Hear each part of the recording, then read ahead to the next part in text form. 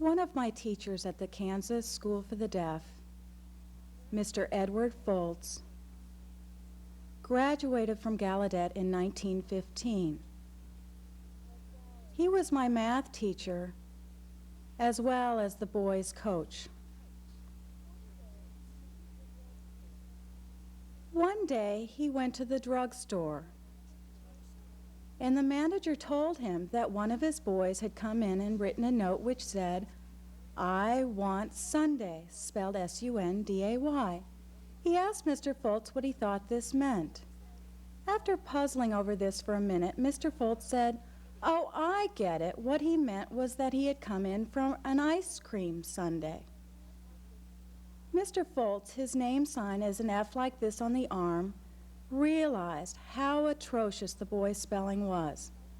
From that point on, while conducting class, he would glance around the room while the students were chatting, interrupt them, and say, "Spell the English word for that sign." One of the students said that they felt sick to their stomach. "Oh, you have a crazy stomach," he replied, spelling out crazy and stomach.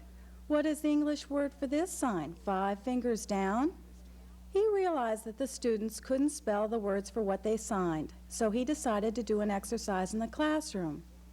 Whenever we had 5 or 10 minutes before dismissal, he would bang on his desk and ask us to pay attention. He would say, "Spelling, 10. We knew 10 meant to number our paper from 1 to 10. "Now, spell this."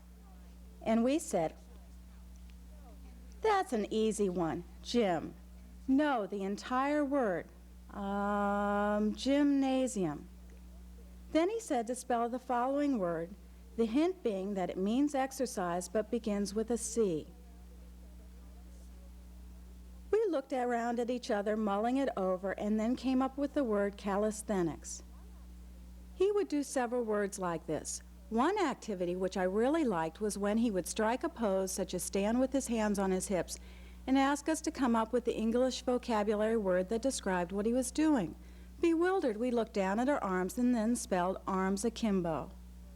We had spelling often, which some of the boys and girls didn't like, but found that it did teach us to spell correctly. Now, I wonder why schools for the deaf don't set up spelling bees. What do you think about having spelling bees in school?